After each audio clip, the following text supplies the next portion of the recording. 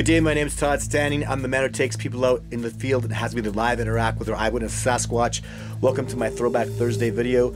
So I'll be doing regular Throwback Thursday videos from now on. Sasquatch Sundays, Wednesdays live. Today I have this incredible new footage. What's brand new, it was recorded many years ago, but I just never put it up. It's me working with an old colleague, Sonia, coming onto an incredible track. Actually, what happened was this was a PhD, so Discovery Channel was looking at doing a show with me right around the time I just was working with Survivor Man. The Survivor Mans were being aired. So sent out this PhD who has experience working with gorillas, which I was really excited to work with her. And they wanted me to impress her, which I did, and to get DNA, which I did, and nothing came of it. So they just skittled out the back door. No big deal though. We got excellent footage. This was for Discovery Channel, so now I'm going to play it just for you.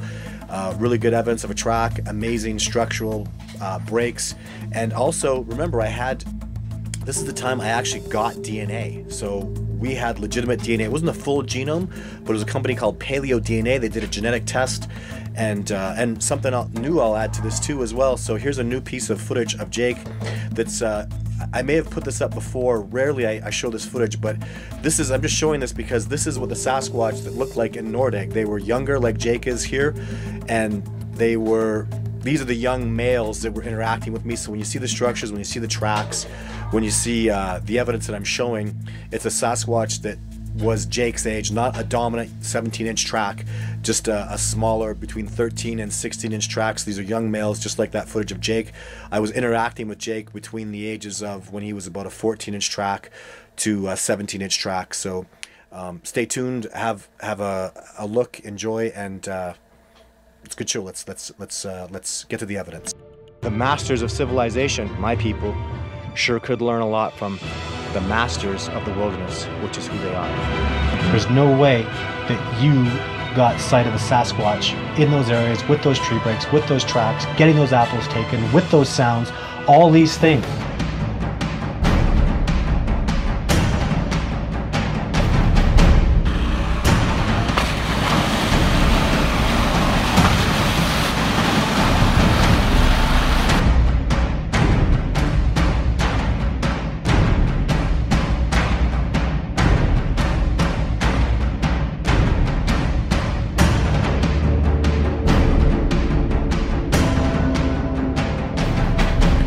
I called this the PhD expedition. I'd worked with John Nordegg. I worked with Meldrum at this point. I'd finished the movie Discovering Bigfoot. I wasn't going to put it up for years, but this was a new primatologist I was excited to work with. You'll hear me mention her name. I'm not allowed to use her footage because she was a PhD primatologist, worked with gorillas, and she was under contract from Discovery Channel, so I can't hear her talking. I can't show any footage of her, but we mentioned her quite a few times, and we learned quite a bit from her. I was very excited to see the similarities between gorillas and Sasquatch, and the similarities she was seeing between me taking her out and guiding her, and the way trackers would take her out in Africa and guide her to the gorillas. So she saw significant similarities, which makes me want to go to Africa and work with those tractors. It's on my bucket list to do, something I definitely intend on. But so have a look, watch this segment, and enjoy.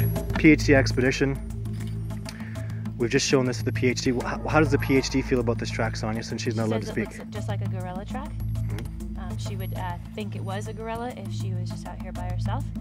That she would think that there's a gorilla running around here in the woods. You can see the toes here. So, yeah. What do you think of the track? I think it's wonderful. I think it's amazing. And what's so great about that, so we're filming this track. The reason I was in the bush over here is you can see behind me there's a tree break right there. And I noticed in the substrate just damage up here that I couldn't identify as perfect tracks.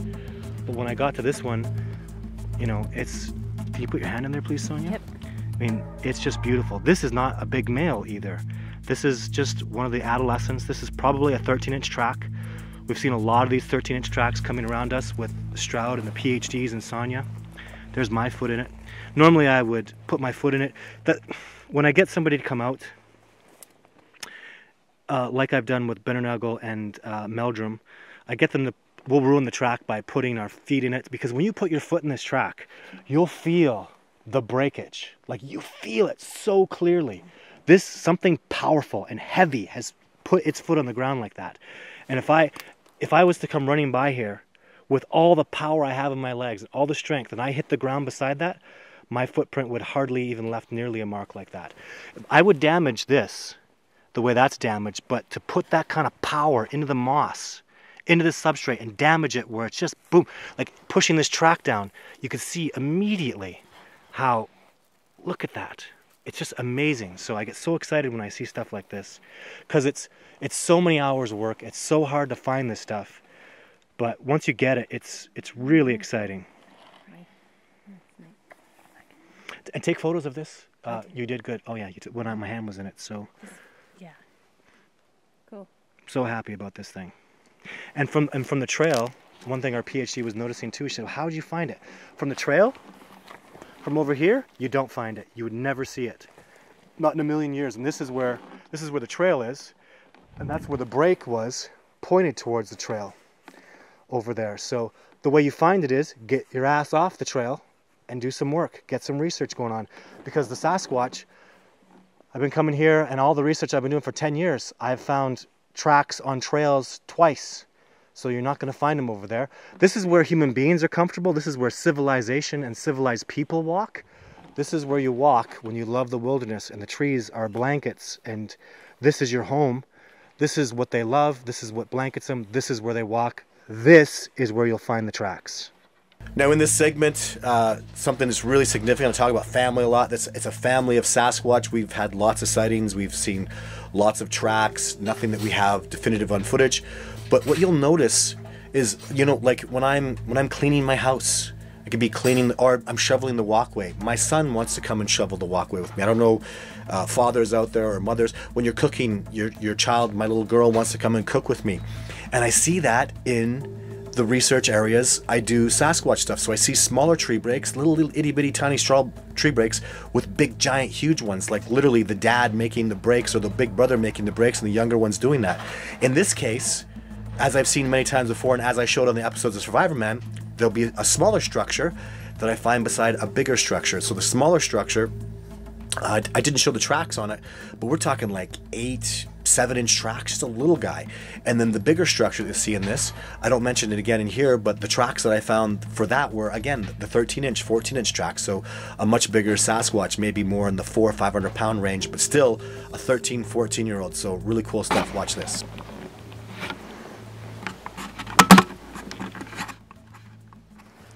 So we're still here with the PhD expedition.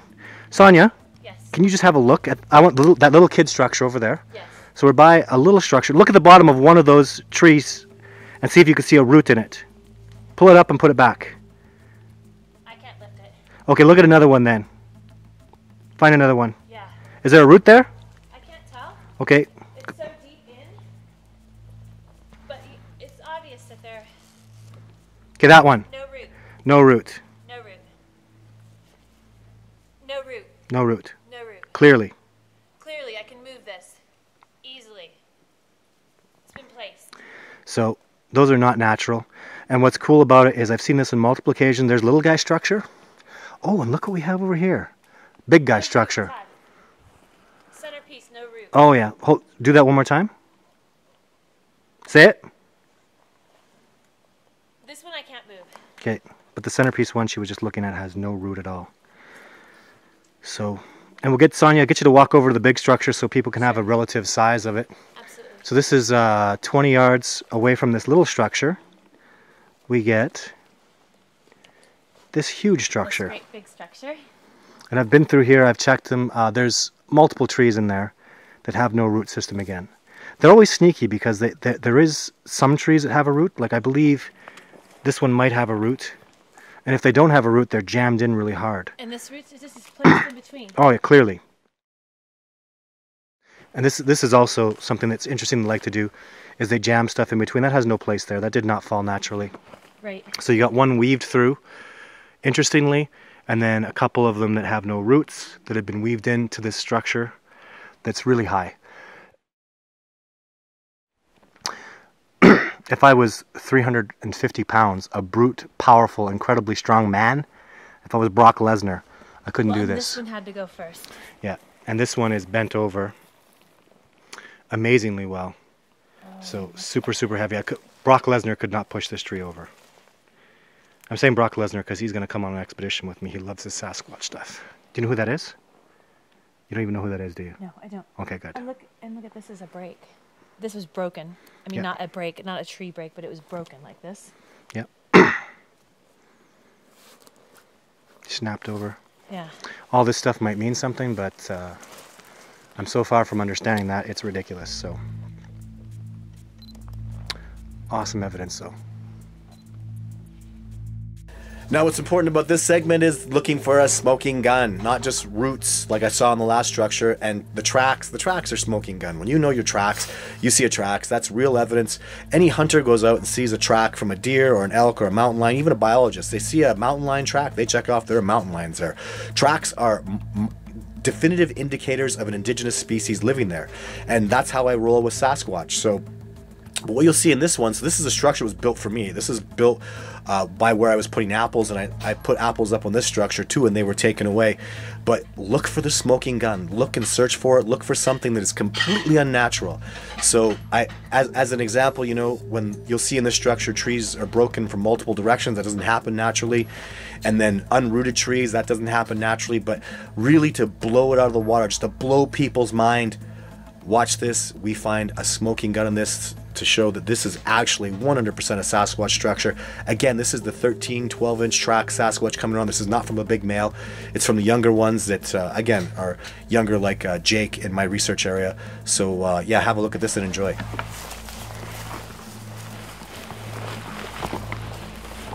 So this is only 10 yards off the road, but my God. Oh my God. If that happened naturally. Wow. Like it just didn't even, like that's, I mean, this has a base here. You can see where that base is, but that's busted and twisted. You know what I mean? Look at that. Oh, yeah, it is. Check it out. That's busted, twisted. Same over here, busted, twisted. And it's in between these two. It's almost like there's an interior to this that maybe was used as a shelter, because look. This is, yeah, I could say that there's an interior to this. Is there anything that's been dragged? Oh, that long one. Looks like there's no root on it. Even this, I know this isn't part of the structure, but what the hell is, look at all this drag stuff here. Look at this. Yeah. This isn't part of the structure, but I mean, how did that get there? How did this piece get there?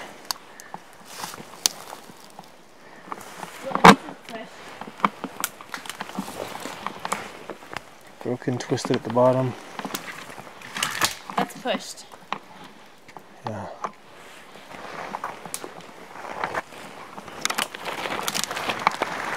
I can even add to it. Oh, I just added to it. Look how that is. Well done. Look, now come over here for a second. Go find me the base of this tree. Is there a base there? Yeah, it's still on it. It's been pushed. It's right there. But there's no base to this one. Oh yeah, there is. Same thing.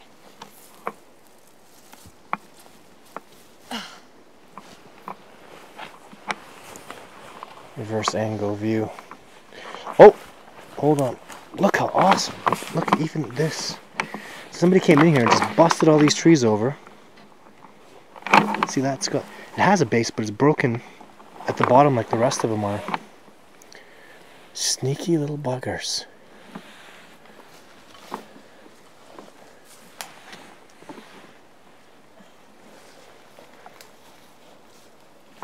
Just what's not natural about this is, like, snowfall is one direction. I can see 1, 2, 3. I can see 360 degrees of directions in here. Yeah, that's the thing. Like, it's all been pushed over into making like a teepee-like structure. Yeah. And snowfall does not have this occur. This is actually Professor Meldrum, when he came out, he tried to make a tree break. That's what he did. It busted at the bottom. So that's like manual force pushing on it. even this one, Todd, look. It's been pushed over, but its natural trajectory,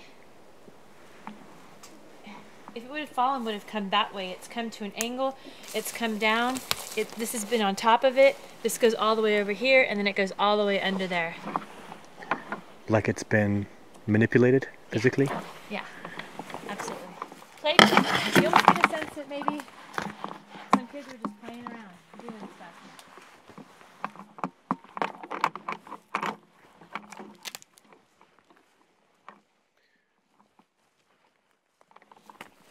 Oh wow, it's broken here. It's broken at the base. Yeah, right? look at that one. So just like all the others, it's broken at the base. And then you have to have a look at this. You see how it bends? Yeah, it totally bends. But that's not natural. Look, it bends right into the structure. It would have gone, the natural trajectory for falling would have gone that way. Not that way. Bends all the way and it keeps bending. Oh, Todd, to add even more to it, look, it seems like, because look at the end of it, right? It was pulled. It was pulled this way, and that's what broke it.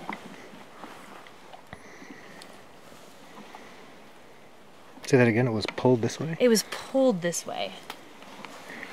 The force, whatever the force was bringing it this way. It wasn't allowing it to fall its natural way. Yeah, that's not natural. Yeah. Look at that thing bend. That's amazing. Right in this. That's the smoking gun on this structure. It's this tree coming in, and bending and bending and bending. Like nothing falls like that. This is the tree. Look at this thing. It bends, and it just keeps bending. It bends all the way to there. Like, have a look. Look, this is. There's no way that's natural, and everything's pushed on top of it. Look at this thing. So this is this tree. Follow it. Look at the bend on that thing. There's no way that's natural.